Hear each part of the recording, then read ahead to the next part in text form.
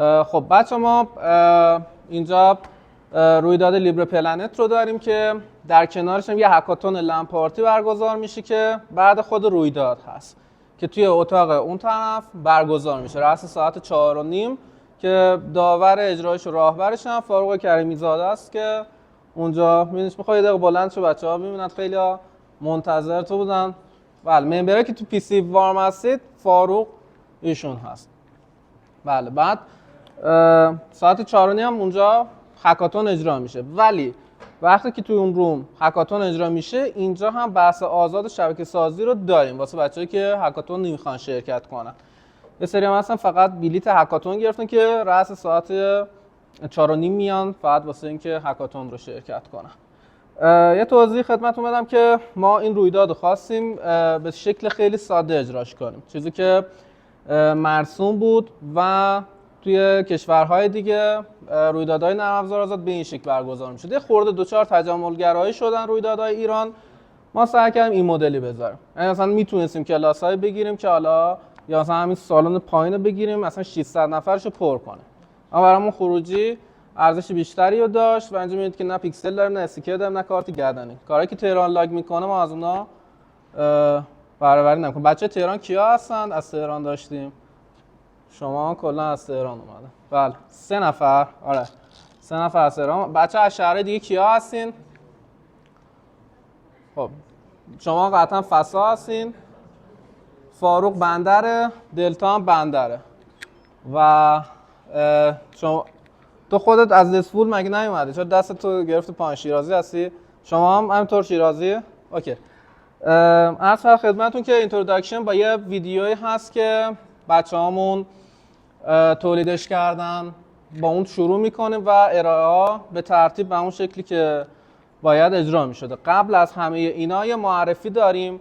توی معرفی که هست با توجه به تعدادی که هستیم یه نام خانوادگی حوزه‌ای که دارید کار میکنید. اگر پروژه آزادی دارید خب معرفی کنید، بگید که مثلا من این پروژه رو منتشر کردم، این نیاز رو برطرف میکنه. یا اگر که حوزه خاصی دارید یاد میگیرید یا بهش مسلط هستید اونو هم میتونید بگید. از جلو اجرا میشه این سمت به این ترتیب، من خودم منیج میکنم بره. میخوایم بلند بشید که بچه ها هم بشناسنتون و خودتون رو واسه بچه ها معرفی کنید. ازش فیلم شده. خب نه چی کار میکنی؟ خب بچه ها دلتا هستن.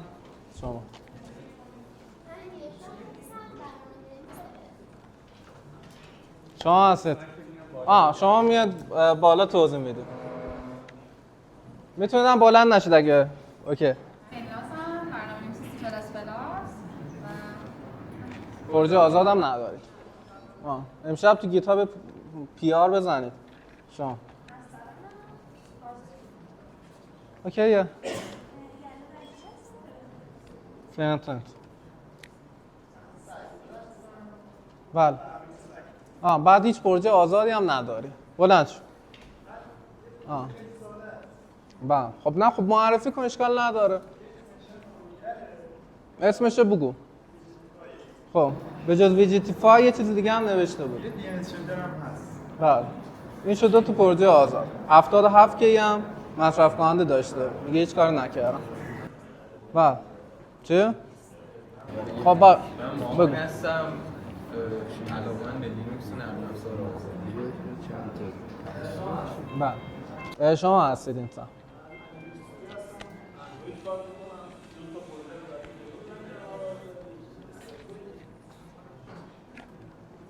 داشتید میگفتید؟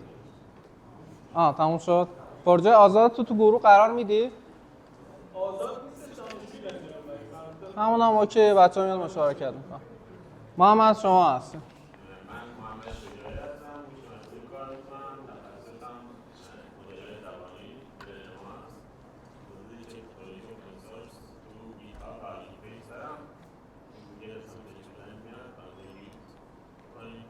تو گروه گیتاب تو هم قرار بده.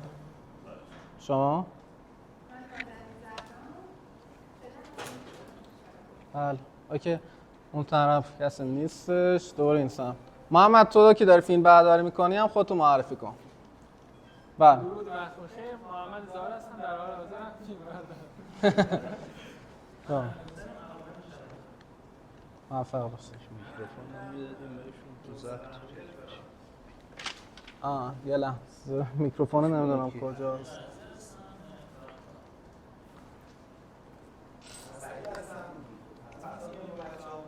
پیش محمد شجاعی.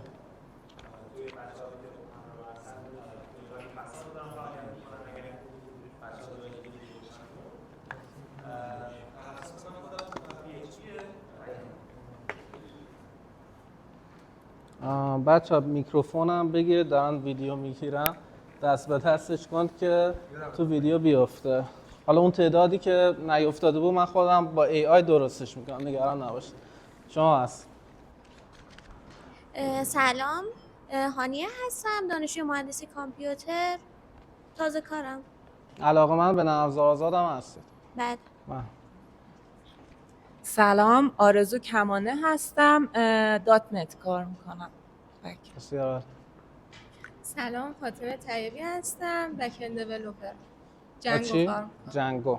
موفق باشید. سلام، علی نجاری هم، فرانت اند دیولپر. جاتون بد نیست که؟ نه اوکی.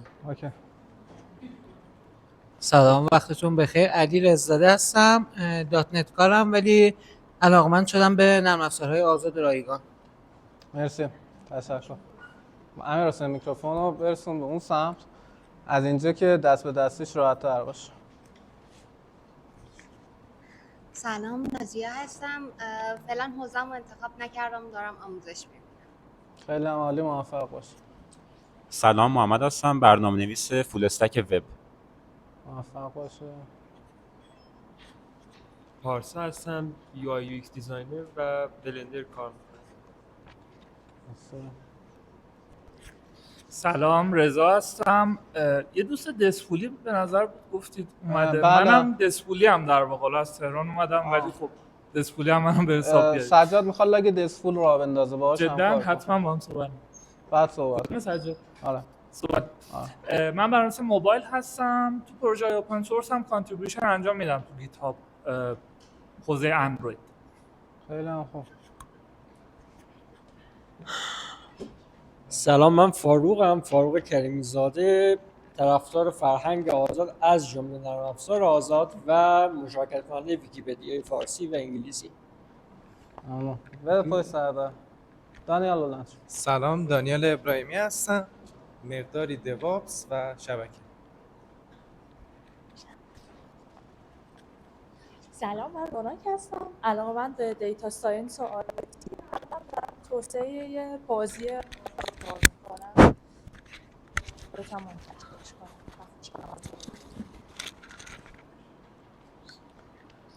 سلام، حسین هستم، طراحی و توسعه وب انجام میدم.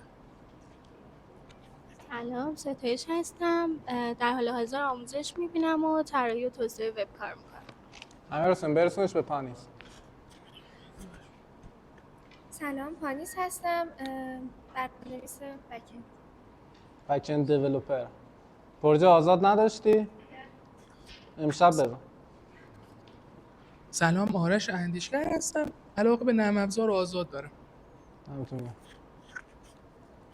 سلام، گودرز جعفری هستم، یک کوچولو برنامه‌نویس و یک کوچولو هم مشارکت می‌کنم. یک کوچولو. یک کوچولویی که میگه آمارشو بگه خیلی زیاده. سلام، من شهریارم، تکنسین آیتی، یک کوچولو علاقه‌مند به لینوکس از اون جامعه بزرگش و دشمن سرسخت شومن‌ها. بله. درود برات. شما با شومن‌ها مبارزه میکنم. درود، مهدی هستم، سی دیولپر، دو تا پروژه دارم، یکی ریلیف جی او آی که یه گیم انجینه و یه پروژه آتو ریلودر برای ریلود کردن اپلیکیشن. درود بر شما، شروین احمدی هستم، علاقه‌مند به لینوکس و نرم افزار آزاد و کمی هم سعی می‌کنم اگه شد به پروژه کمک کنم تا راهنمایی چیزی باشه. بله. خب مرسی از همگی. ما یه ویدیو داریم که این ویدیو از طرف FSF تولید شده و از سمت بچه‌های خودمون در واقع چیز شده، دوبلاژ شده. من اینو بیارم این سمت.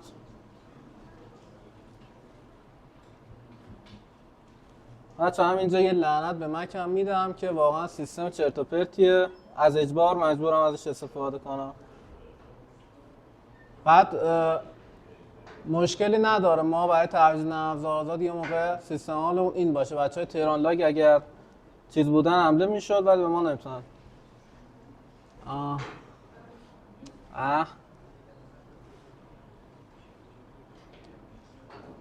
کجا رفت؟ حالا موسم بذارین اجرا بشه، الان میرور میکنم. هر تصمیمی که درباره فناوری که در زندگی روزمره استفاده می‌کنیم می‌گیریم به دنیا شکل می‌دهد. برای مثال خودروهای الکتریکی را در نظر بگیرید یا برنامه‌های روی تلفن همراهتان، رایانه شخصیتان یا روی اینترنت. نرم افزارهایی که برای کار یا تحصیل استفاده می‌کنید. سازندگان این برنامه‌ها راهی متقاعد کننده برای تجربه دنیا می‌سازند. اما این اشتباه را نکنید. آنها به شما خدمت نمی‌کنند. در نهایت کارمان به نرم افزاری میرسد که اغلب ما را از حقوق و آزادی‌های مهم محروم می‌کند.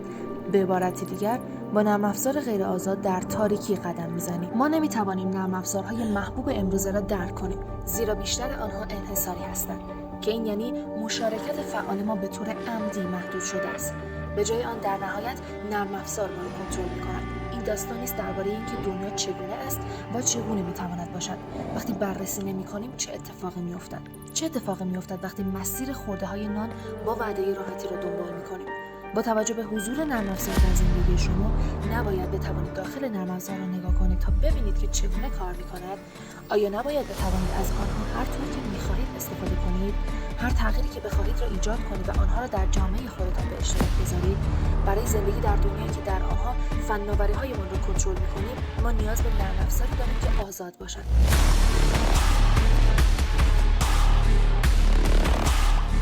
هر نرم افزار به طور اساسی مجموعی از دستورالعمل‌ها به رایانه است که همانند آجر کنار هم جمع می‌شوند تا نرم افزار شما را بسازند. یک جامعه جهانی از افرادی وجود دارد که باور دارند نرم افزار باید در خدمت شما کاربر باشد. باید بتوانید آزادانه به این اجزای سازنده دسترسی داشته باشید، تغییرات ایجاد کنید و آنها را هر طور که می‌خواهید به اشتراک بذارید و وقتی بتوانید این کارها را انجام دهید به آن نرم افزار آزاد می‌گوییم. با نرم افزار آزاد نه تنها می‌توانید بررسی کنید که نرم افزار کاری که می‌گوید را انجام می‌دهد، مانند حفاظت از حریم شخصی شما می‌توانید آن را طوری تغییر دهید تا کاری جدید را انجام دهد. یک چیز خلاقانه. می‌توانید هر مشکلی که فکرش را بکنید را حل کنید. ما از این آزادی با استفاده از مفهومی به نام کپی لفت محافظت می‌کنیم. این باعث می‌شود که تمام نسخه‌های اصلاح شده و گسترش یافته نرم افزار نیز ملزم هستند آزاد باشند. آزادی نرم افزار ارزش جنگیدن را دارد. به عنوان کاربر قدرت این را دارید که درخواست تغییر بدهید. شما می‌توانید تصمیمات آگاهانه به سمت آزادی بگیرید، به مرور و گام به گام. برنامه‌های آزادی وجود دارند که می‌توانید استفاده از آنها را از امروز شروع کنید که جایگزین اخلاقی برای نرم افزارهایی که روی رایانه و تلفن همراه شما هستند را فراهم می‌کنند. با گذشت زمان می‌توانید بخش‌های بیشتر و بیشتری از زندگی دیجیتالی خود را جایگزین کنید. همکنون توجه کنید، ویدیو جدید تکان دهنده از یک معلم مدرسه که در یک بار پرسه زد و متوجه شد که واقعا در دستگاه‌هایی که در جیب‌هایمان حمل می‌کنیم چه می‌گذرد. مشخص شد که آنها نوعی از کنترل ذهن هستند و اینکه در نهایت به طور ناآگاهانه‌ای مستقیم وارد دهان هیوله‌ها می‌شود. آزادی نرم افزار مهم است، نه فقط زمانی که درباره فناوری فکر می‌کنیم، بلکه برای یک جامعه آزاد مهم است. پس از این به بعد وقتی درباره هر نوع آزادی صحبت می‌کنید، لطفاً نقشی که نرم افزار نیز در این امر ایفا می‌کند را در نظر بگیرید. بنیاد نرم افزار آزاد از سال 1985 برای آزادی نرم افزار جنگیده است. سفر به پایان نخواهد رسید تا زمانی که همه‌مان از نردبان آزادی بالا برویم. خب بچه‌ها، ویدیو فرار به سوی آزادی بود که از سمت FSF فرامون ارسال شده بود که اینجا با یه داستانی بودیم که غولای انحصارگر و مصرف نرم افزارهای غیر آزاد رو به سمت تاریکی تشبیه کرده بود که ویدیوش هم توی کانال گذاشتیم، میتونید منتشر کنید. یه ویدیو دیگه هم هست، اون فردا روز دوم لیبر پلنت اجرا میشه.